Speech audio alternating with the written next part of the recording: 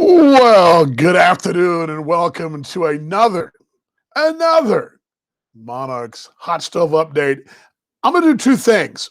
Before I even say anything, I'm going to play something for you and we'll roll right in the open. Actually, let's roll the open. Then you know what? Sometimes video is all you need. That's all we're going to need right here. Trust me on this one here as I give you this update from the hot stove. Here we go in 3, 2, 1. Play this awesomeness. His first to the postseason.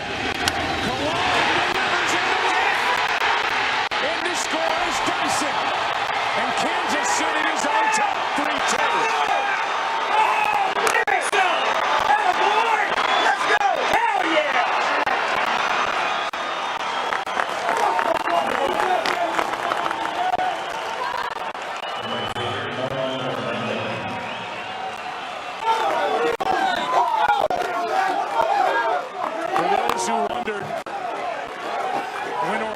Came in earlier in the game in the 7th. Dyson was left on the bench.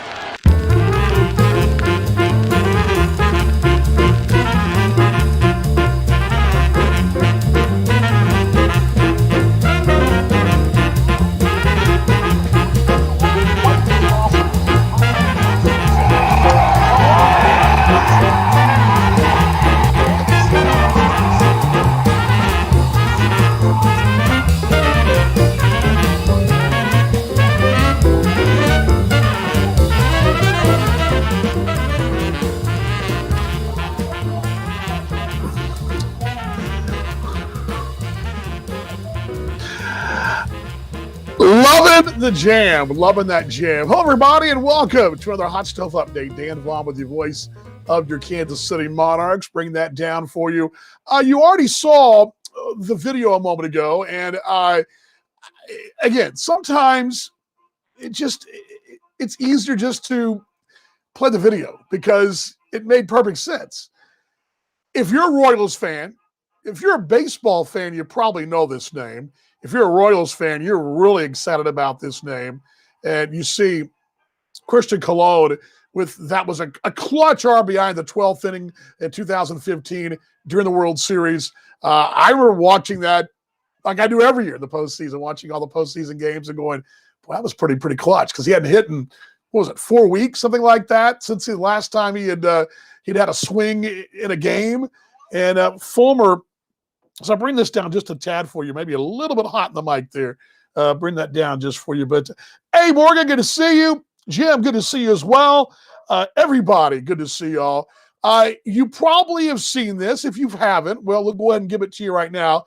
But again, Christian Colon is a member of the Kansas City Monarchs. A couple things to go through here. We talk about this often when I do go through these updates where, I knew the name, and I knew he was a pretty high prospect. But just going back through his pedigree and his spots along the way, a first-round draft pick, one of those guys who, coming out of college or going into college, was drafted and drafted again, improved his lot in the draft as well from 2010 to 2014, and going from to a number one pick for the Royals. And again, was a big playoff hero. Of course, that was the 15 World Series. 14, the big wild card game. That was also big as far as, you folks remembering those things.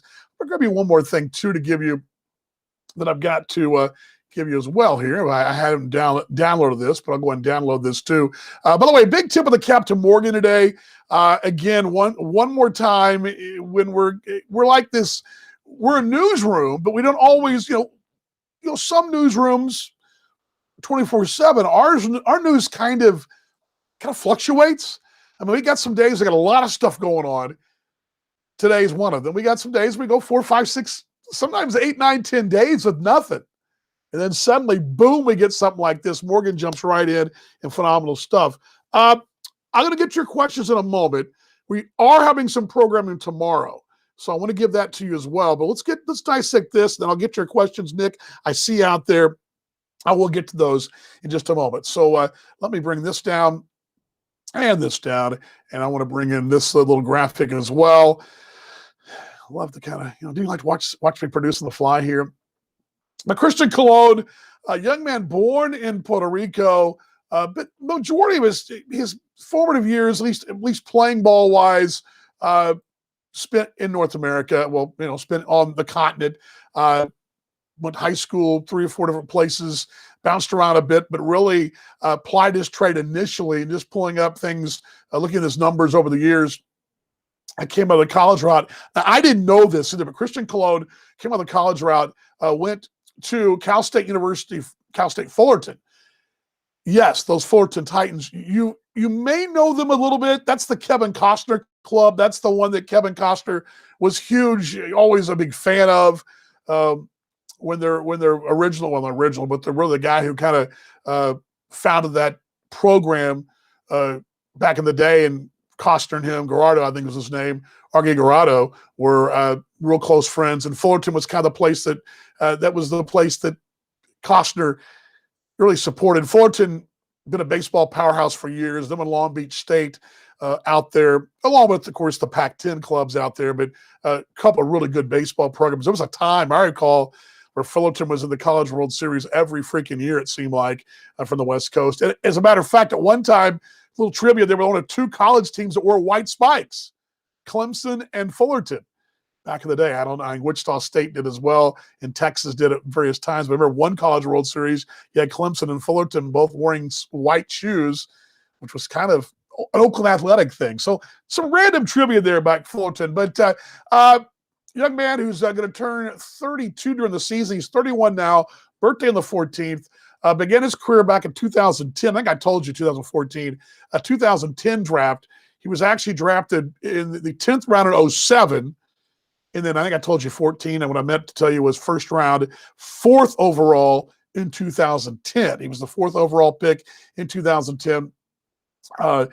Jordan Casey Gillespie, who played for the club 2 years ago as a former first-round draft pick. And we had Gillespie playing first in the big DH for the club the 19 season. Last year he played, another first-round draft pick. So it's kind of cool to have those former first-round MLB draft picks as well. Began in 2010, climbed the Royals farm system, also playing a little winter ball here and there, but made the debut in the big leagues. I'm going to pull those big league numbers up for you too. Debut coming in 2014, I believe it was. Yeah, I played in 21 ball games. What I find amazing about this guy too, and I'd forgotten this story, when I went back to look at some of the clips, some of the highlights, that RBI in the 12th inning against the Mets in the World Series had come after he'd been sitting for weeks. I mean, he was added to the roster, but it was a 12th inning ball game, pinch hitter, one of those roll the dice that sometimes a manager does. And Ned Yost rolled those dice, and they came up big time in an RBI right there. He also was big. We talk about that 14 series, but the 15 is the one I remember, at least from a fan standpoint. I know maybe everybody's got their own different view there. But Christian Colon, 5'10", 215, former first-round draft pick. He is a Monarch, and that's exciting right there. That is very exciting stuff. Thinking about this, I've kind of known this was in the hopper for a couple of days. And the exciting thing is, Mike, very exciting. You like the Royals? I am a Royals color today. I'm kind of marrying the Royals and the Monarchs colors. Got that Monarchs blue, which there's actually a number to it. And I've got I got the Royals. Yeah, I guess I didn't think about that. Thank you very much. Good noticing that. Very exciting stuff, Nate. See all you guys' comments. I appreciate y'all joining me here.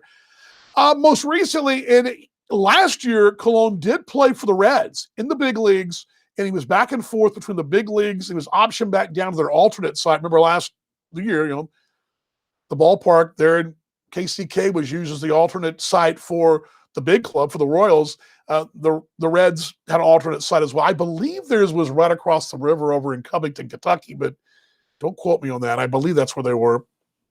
But anyway, Colon did spend some time last year in the big leagues. I believe 11 ball games last year. Spent 8 ball games there in 19. So he was back and forth a few times. Majority of his time, the last couple of years, have been in AAA. Most notably, spending 82 ball games in Las Vegas in 2018 with the Mets. Spent some time with the Braves in Gwinnett in 2019, and probably 18 as well, 16. So 98 ball games at AAA and 18 Really seen time with the Marlins. If you forgot maybe the trail, once the Royals DFA'd him and does him for assignment, he was a waiver claim by the Miami Marlins. The Marlins, I saw 17 ball games in the big leagues in 2017.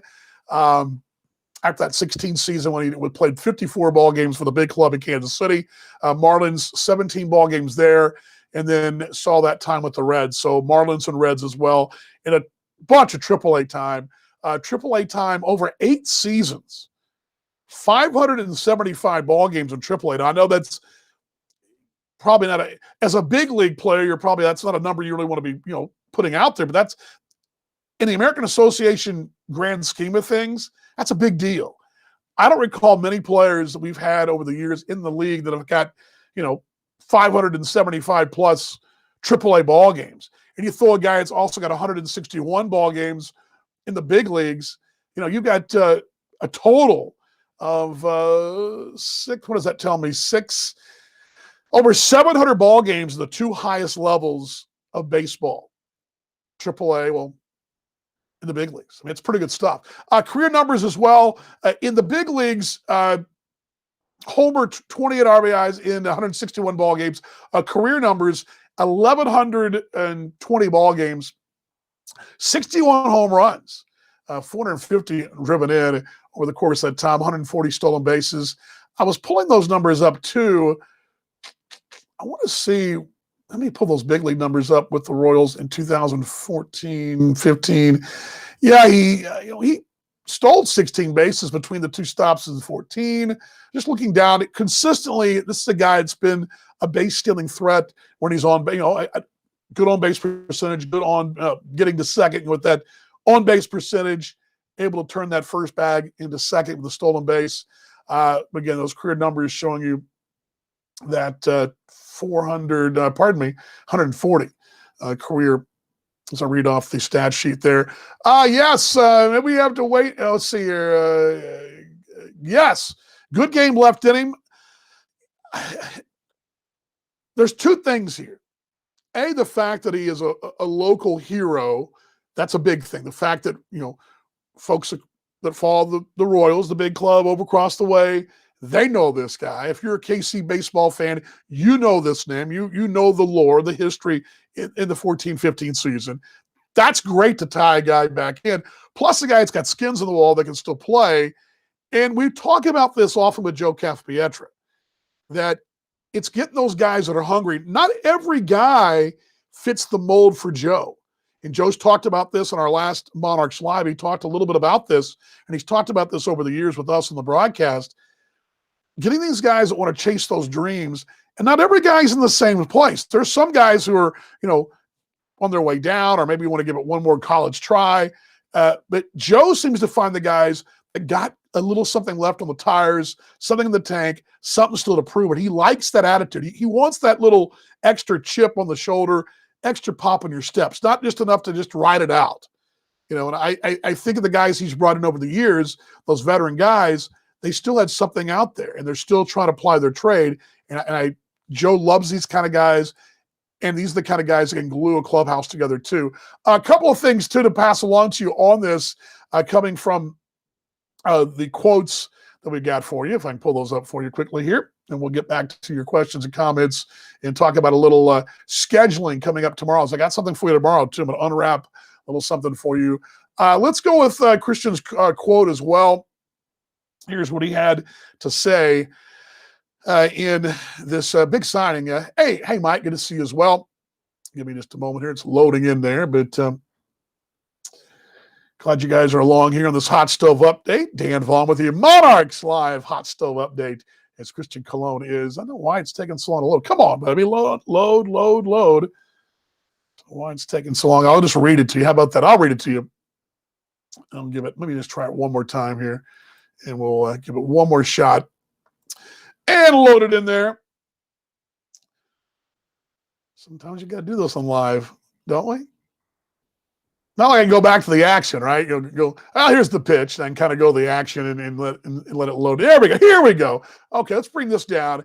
Let me bring you up what he had to say. This is the quote. He says, I look forward to this opportunity. Kansas City is special to me and my family. I love the people and the winning culture, said Cologne. All the guys know things are changing in baseball, and I've always played for the love of the game, not the money. I love that. I want an opportunity to prove it once again that I have a lot of baseball left. I take pride in what I do. I know there are a lot of unknowns, but I'm going to give it all I have. I look forward to being a part of the community again. Interaction with the kids and the people from Kansas City is a blessing to be able to share not only my baseball journey and stories, but also my personal story. Thank you to Joe and the Kansas City Monarchs organization for this opportunity. And I really love that quote right there. Give you guys a chance to check it out there.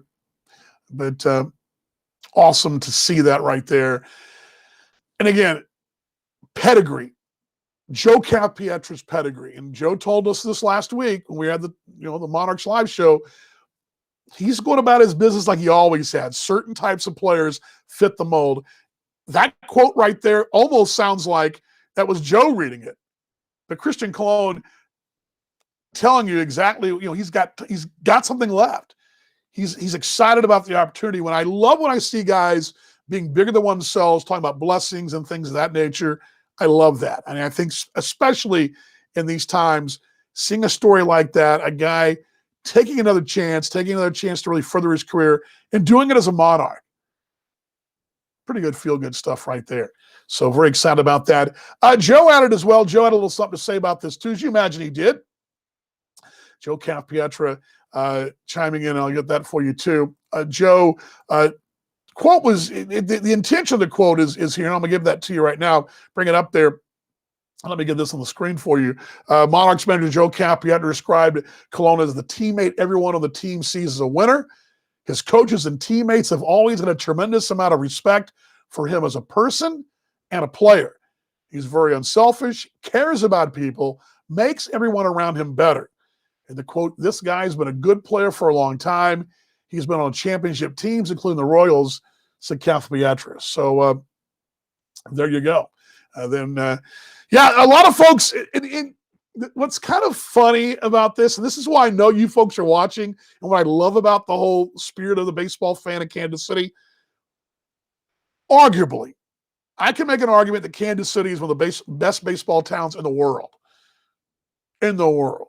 I mean, St. Louis, pretty good baseball town. New York, of course, they've got two teams. There's some other places out there that come to mind. Chicago with two teams.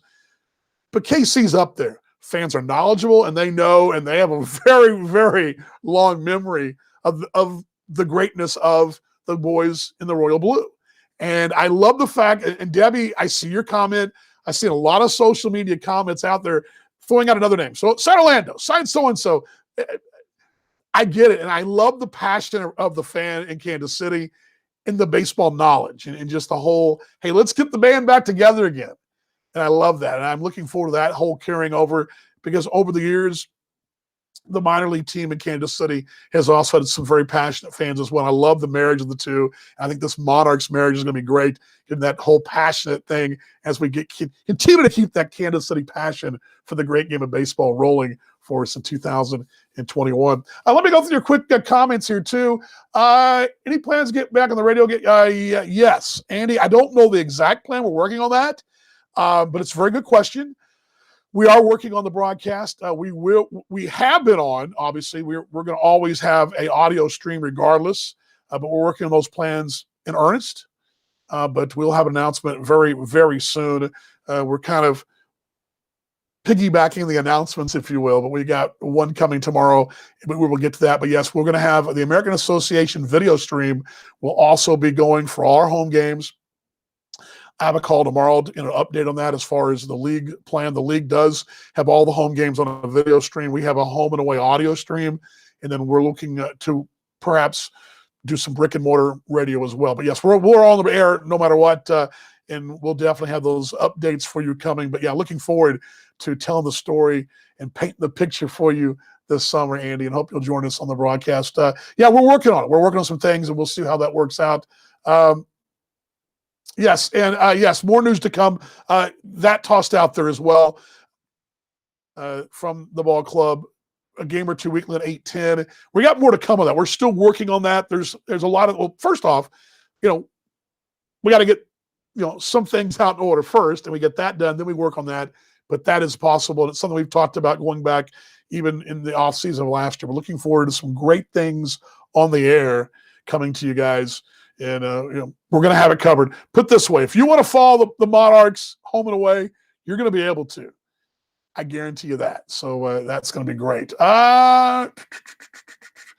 Hey, Jonathan, good to see you as well. Jonathan, up there in New York City, good to see you. I missed a couple of things here. Mike says, Dan is the man. Awesome job. Thank you. Appreciate it. Appreciate your kind words, my friend. I really do appreciate it.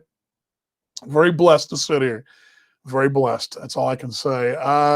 Anthony says, I really like what's not to like? Anthony, I'm with you. I mean, anytime you sign a AAA guy, big league guy that's done some things at a high level, do you think when Christian Colon steps in the batter's box in front of a sold-out crowd in Winnipeg on a Saturday night and the game's tight, he's going to, be nervous? There have been young guys before that the moment's been pretty big for him. But Christian Colon was at Citibank Field hitting a go-ahead RBI in the World Series in 2015. Do you think those nerves the heart was beating then? I love the fact you've got this guy. And what's so cool, one of the things I love, and I don't know how to do this, maybe pull the curtain back some. I'd love to maybe have some bus conversations with some of these guys, because I have some of my best broadcast preparation comes from the road when we're talking over the bus or over dinner or whatever. And I guarantee you, what's great to sit there. I remember when Daniel Nava was at the club 2 years ago, and Nava would share a story because the guy would ask him about an experience. Nava, if you remember Daniel Nava at the Red Sox, had the big home run after the Boston bombings. He was the guy that went the winning home run, and a big come together moment for Boston after all that tragedy. And some of the guys talked about it one day, and I wished I could have recorded, or just it's probably not something proper to record, but the conversation, hearing guys reach out and try to absorb his knowledge and his experiences. And that's what you're going to get from Christian as well, because not every guy on this club is going to be a veteran. You have some guys who try to find their way, and they're going to try to find their way to where the level he reached and where he's trying to go again, where I believe he will go again. And I love the conversations that go on. And that's one reason, Anthony, I really love this signing, because the intangibles away from the field mean a lot. I mean, driving and runs, stealing bases, being the things you got to do in the field, it's the intangibles. It's the ability. And I remember this vividly. I think I told this story looking out during the 2019 season. And I was at the ballpark. It was 12:45. I was getting the game notes ready for the next day. It was the final weekend of the season. And the club was still in the fight for a postseason berth, trying to win the division. And I looked out there, and somebody flips the lights on. And I'm in the dark in the press box. Stadium lights are off. So I see nothing but just me and the reflection from the lights in the press box. I'm typing away there. And I look out, and I notice the lights flash on in the hitting tunnel out in right field. I'm like, and it was Daniel Nava and three teammates. I mean, Casey Gillespie. Oh, gosh. I believe it was Mason Davis and Dylan Tice were all out there after midnight, hitting the hitting cage, hitting. It was the last weekend of the season, and those guys were out there hitting, and that's the kind of attitude that a guy like Nava brought, and it's the same kind of thing you're going to see from Christian Colon. I think you're going to see the same kind of thing. That professional attitude, a big leaguer brings a certain swagger, maybe the wrong word, but brings a certain pep in your step, and it's infectious. And I saw that club in 19. Here they were trying to clinch a division and probably could have been home asleep for a day game. We had a day game the next day. We had a 1 o'clock game the next day. And they're out there. Everybody else is home, crashed, but in the visiting team's home in their hotel, and those boys are out there working. So, I mean, that's the kind of thing you like to see, and that's the kind of thing a veteran ball player brings to the ball club. It's those intangibles. And I really believe we're going to see that from Colon here. Yes, there's Mike. See, Sal, I mean, look at that. Mike says, hey, go Monarchs. And let's see what we got here.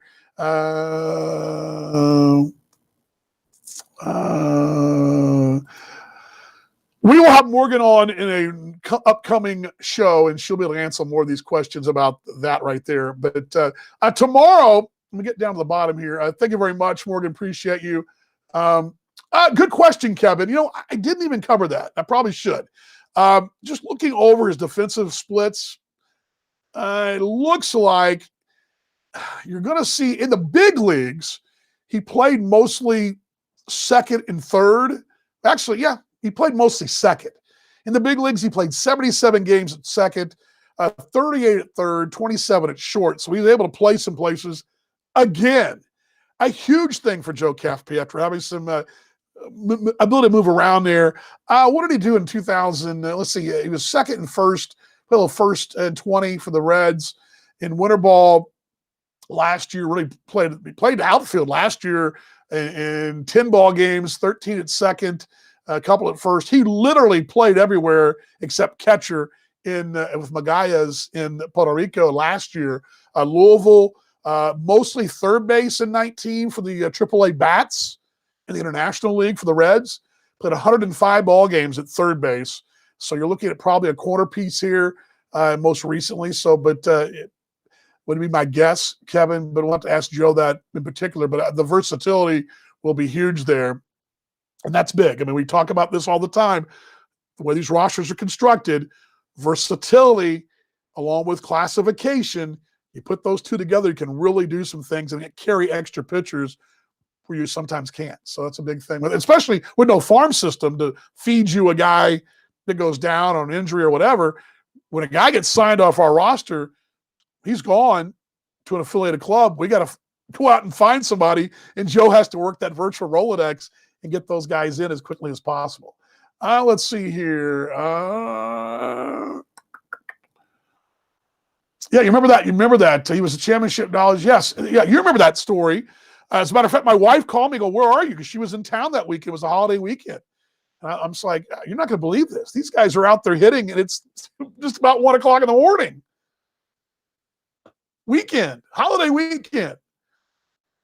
Gotta love that. I mean, that's the kind of infectious attitude that Joe Caff-Pietro's philosophy, with the kind of players he gets, brings to the ball club. And the Monarchs are going to be well in position to bring another guy like this in. It's something Joe keeps saying: quality people, quality people, quality people mean so much in this roster. All right, let's close this thing out here. Mike says, "Make sure you guys, I can't wait for baseball." Amen. Believe me, it's Arctic from the far north of North America down into the valley of Texas. It's Arctic. I mean, it's Arctic.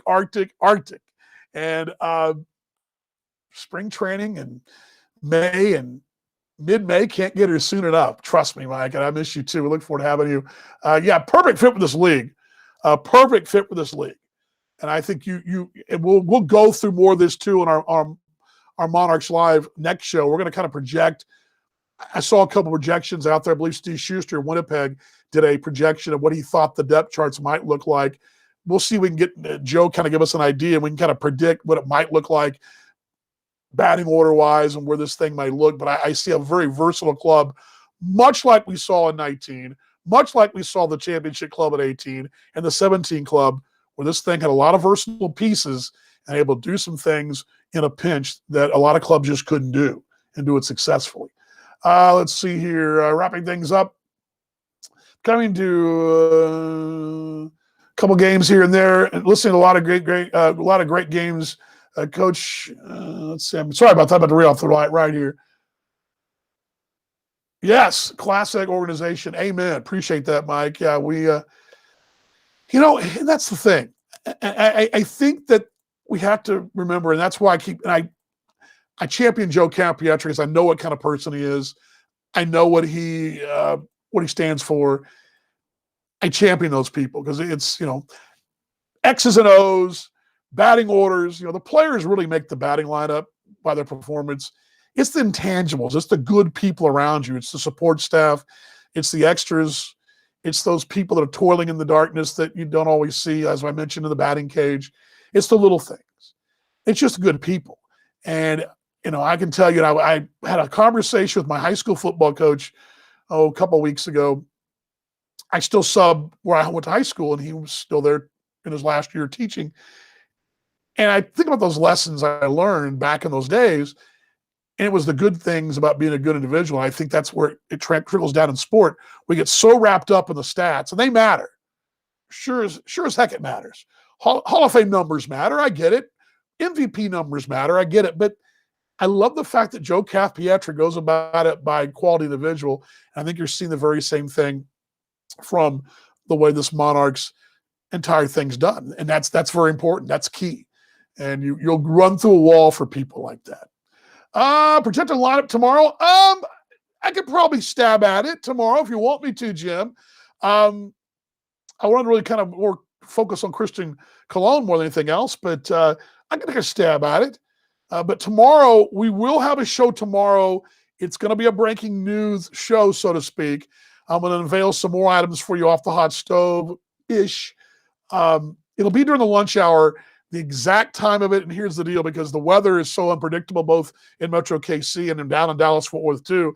I'm due to sub tomorrow, but I don't know if I'll have to be called in or not because of the weather. And so either we'll be right at the high noon hour or might be at 12:15, 12:30, but we'll do in the lunch break. We'll have a quick show like this, another update with some more items to give you and keep you folks engaged and fired up and ready for baseball in 2021 and your Kansas City Monarchs. I want to give this to you guys one more time. I opened the show with this, kind of stumbled through it, but I want to give it to you. This was the original plan. Let me bring this down for you. But I want to give this to you because this is exactly what you're getting. You're getting this gentleman right here for your Kansas City Monarchs. Here we go.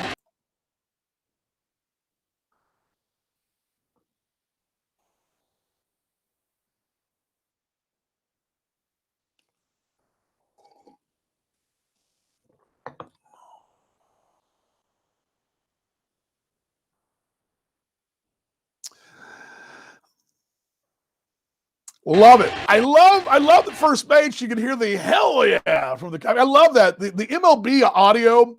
I love the postseason audio because you can actually hear things like that, and I love that. You can hear you hear the slap of the hands. You hear that? They slap the hands. You can hear it. The microphone's right there on them. They put those mics sometimes right by the base. They have these big boom mics too, but really cool. Yeah, due to tomorrow be remote learning, so maybe it'll be remote learning for us down here, but we'll be in the lunch hour tomorrow with a little something for you. I think you're going to enjoy it tomorrow. All right, thanks for joining me. Thanks to Morgan. Great job. She is the ultimate team player. Talk about good people, having that person on your side, be able to knock out graphics. And like I said, our newsroom just sort of slams goes into action all of a sudden. She's like a superhero, comes sliding in the pole with the cape, and here she goes, typing away right there. It's just like, and she knocks it out, gets that graphic to us, and I appreciate her support and her help. Appreciate you folks joining us as well. Say it every time. Let's be better tomorrow than we are today. Let's keep fighting on. Let's keep going. Let's do the right. Be better fans, right? Have a great night, everybody. We'll see you guys tomorrow on another edition of Monarchs Live with some breaking news. Let's put the close up. Here we go in 3, 2, 1. Love you guys.